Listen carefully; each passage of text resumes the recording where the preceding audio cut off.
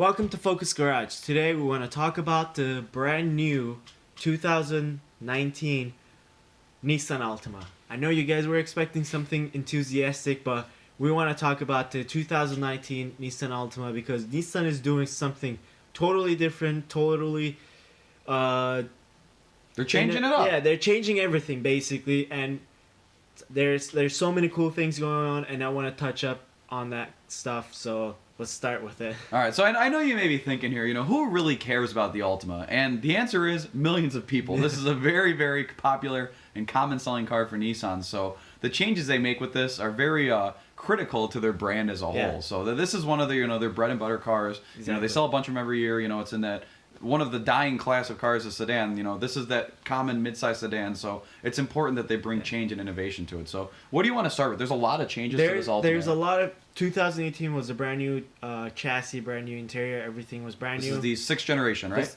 This is the 6th generation Altima. So if you're counting. If you're counting.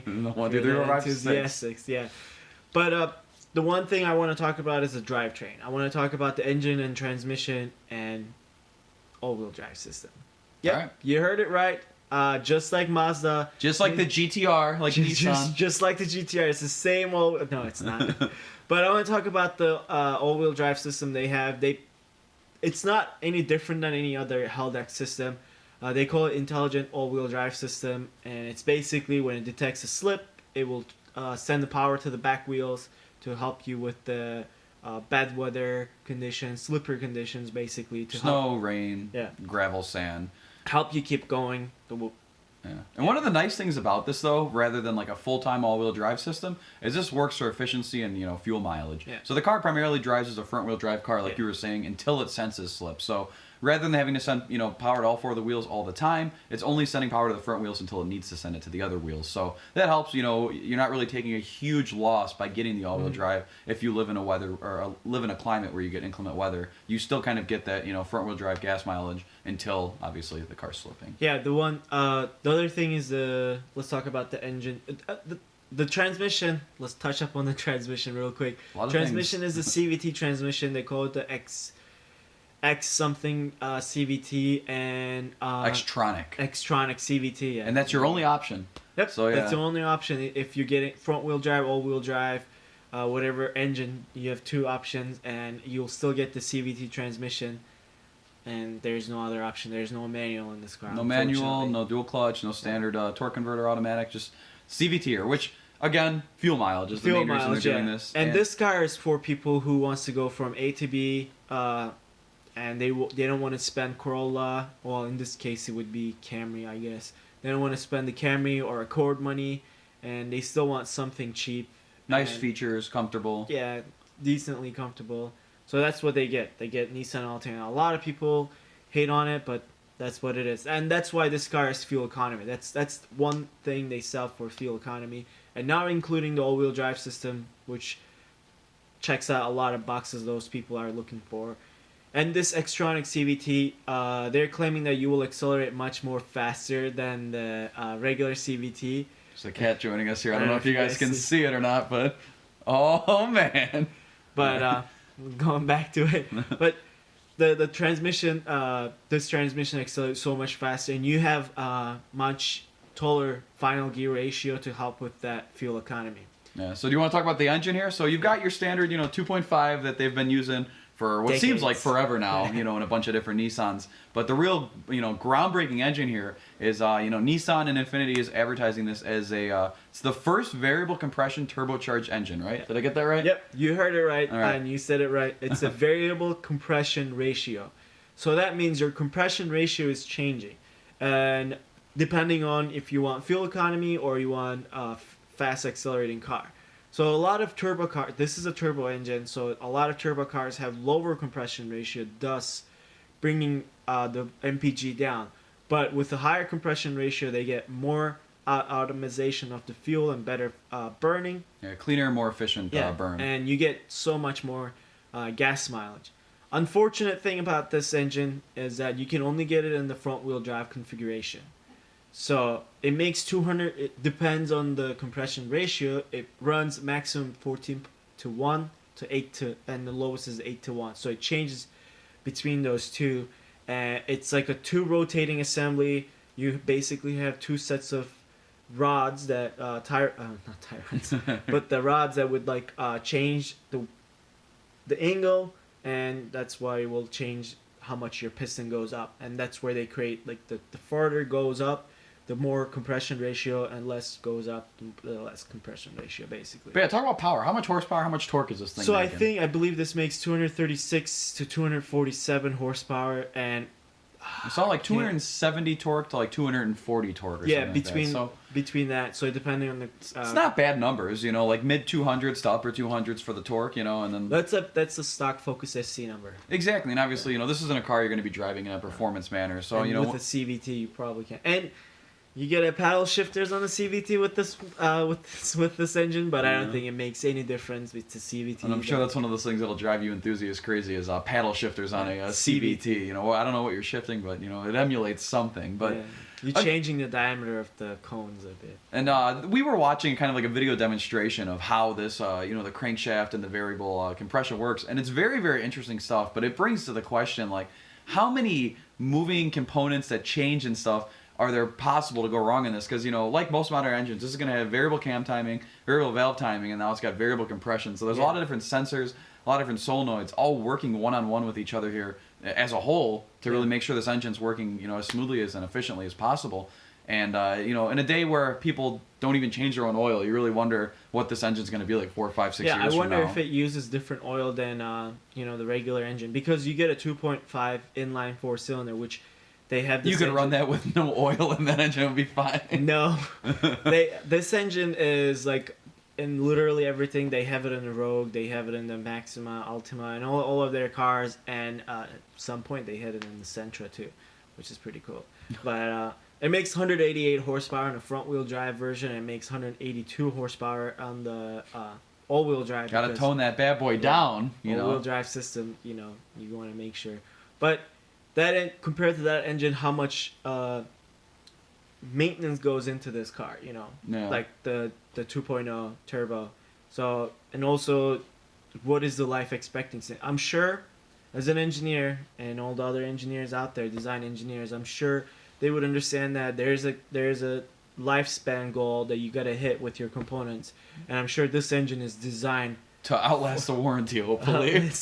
Well, the warranty is actually the life expectation of an engine without failing anything catastrophically. So Hyundais can go pretty long. Well, until they have the recall where they have to recall like 2 million cars and replace all the engines. But whatever. Anyway. No, but what's interesting to me though is seeing like a very groundbreaking, you know, revolutionary first-time engine in a regular economy car like this. You know, it's neat to see that this technology, they're not doing it in like a, you know, a high-end like a GTR or something like that. You know, they're doing this in a regular commuter economy car. So it'll be neat to see if other brands follow suit. You know, if you see. Well, speaking of that, Koenigsegg actually working on they were working with another Chinese company to bring camless valves to economy car, like a Chinese brand. I saw that. You would expect that when Koenigsegg is working on it, you would expect that on a Koenigsegg car. You know, not a Chinese economy car. So I think the technology is kind of changing when these like groundbreaking stuff that would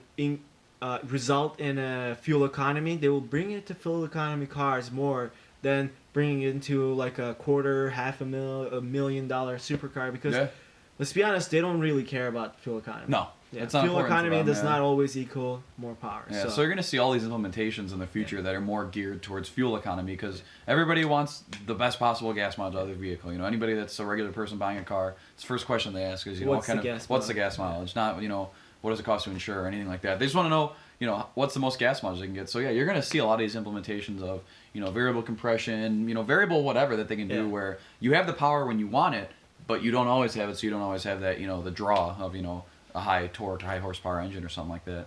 But it's going to be that interesting point of like the trade-off of reliability. You know, how do you get that maximum MPG without overcomplicating an engine? You know. Yeah. And I think at this point, since this is a brand new technology, this is like the bulky version of it. I'm sure there will be slimmed down version. Oh yeah, give it a few years and they'll really get this figured out. I'm sure Nissan engineers are working on. I mean, these guys come out with a GTR that kills everything out there for the price. So I'm sure For 10 years plus now. yeah. I'm sure they have a different variant that it's like more like a smaller package and less impact on the rotating assembly. Because when you have more stuff rotating, think about it. That thing is rotating at what 6,000, 7,000 RPM. That's a lot. A lot of rotating mass going on when you've got two different assemblies in the engine there. So much friction that oil is gonna be. I would not wait 5,000, 10,000 I bet this car will come out. I mean, it's out now. We should look this up, but Yeah. we didn't, so shame on us. Shame. I wonder what the oil change interval is on that car, that because would it's probably the 10,000 mile interval. Yeah, we'll comment below. We'll put it in the Yeah. description. Well, actually, I'll comment below and say what's the maintenance on this engine. We'll do our homework much better. But the funny thing is this car base price is $23,000. Oh, yeah. You do not get the all-wheel drive system. You do not get the 2.0 turbo. You just get a 2.5 base. Front-wheel drive, CVT.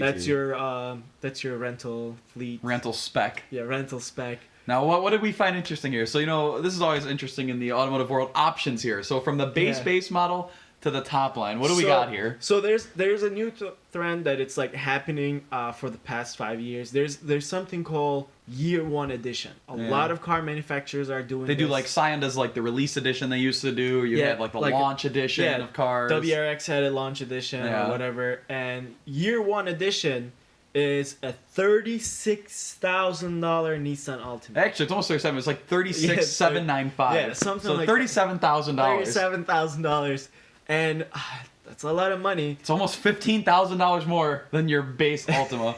So I mean, Oh my God. and it's still front wheel drive because that's got the variable 2.0, compression 2.0 in there. So you had the high spec engine, Yeah. and spec'd out. Everything is spec'd, and it only comes in 3 color: red, black, and white. I mean, it's metallic color. So you have the pearl, you have the what is deep black or whatever. Yeah, it's and like a then- red, black, and a white. Yeah. So these are metallic colors. So those are cool, but black is standard on this. White and red is like $350. It's an optional cost. So option, you are into the $37,000 price range at that point. But it comes with heated seats, heated steering wheel. The bottom of the steering wheel is like Flat bottom wheel. Yeah, its interior is like has like a kind of nice wood dash on it. I mean, don't get me wrong, it looks nice, but then you always raise the question, why wouldn't I just buy Maxima at that point or whatever? But I really wonder with a car that's like regular commuter focused like an Altima, who's walking into the dealer and demanding a launch edition of an Altima? Obviously somebody out there, because they wouldn't make this without it. But there was a lot of people that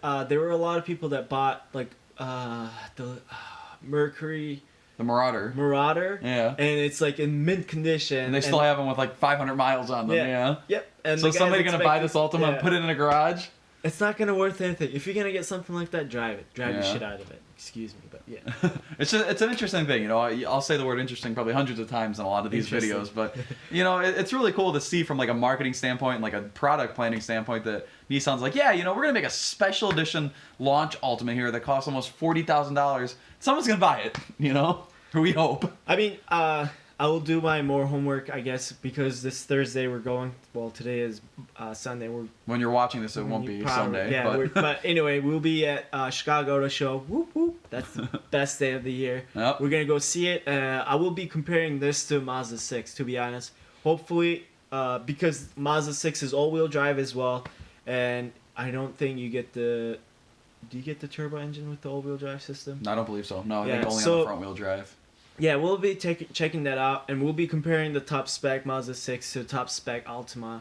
So they're kind of like at the same boat, I would say. Yeah, very competitive. God, I can't even talk today. Very competitive cars. Competitive cars, yeah. And I love Mazda 6. I don't know what Mike's feelings about it, but Mazdas I like. Very nice cars. So we'll be spending a lot more time comparing this car, and it's really cool. This is really awesome. They're doing it. They're bringing the all-wheel drive system. You know what this means?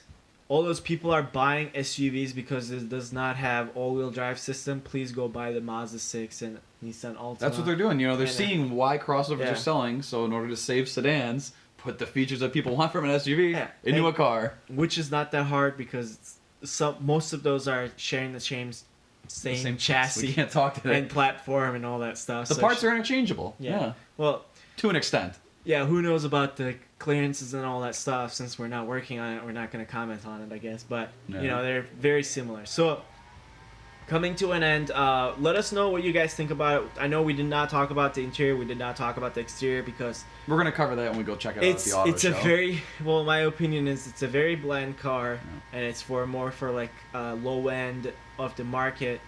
Not saying that if you're buying one, it's low end. I'm just saying the material is not that. There's nothing. There's to talk better about. out there. Yeah, there's better out there, Yeah. and that's why we're not covering. There's not much difference between this 5th gen and 6th Yeah, we're gen. covering more of the innovations of the engine, the all-wheel drive. So that was the coolest thing. So let us know what you guys think about it. Do you think this engine will last, I don't know, 50,000 miles? Let us know in the comment.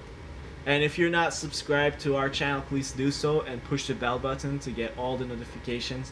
Mike and I are here working really hard, pumping out these videos for your excitement, Enjoyment. enjoyment, and we love doing this. Yeah. And we would like to get some feedback to continue doing it. And we have so much more projects down in the summer. We're getting It's excited really for some cold nice weather here, here. yeah. We had a negative 30 below not But too the long wind ago. chill is like negative 55. So Yeah. But yeah, anyways, we're gonna wrap this one up here. We're rambling here. Thanks for checking this out. Be sure to subscribe, and we will catch you guys in the next video. thanks for.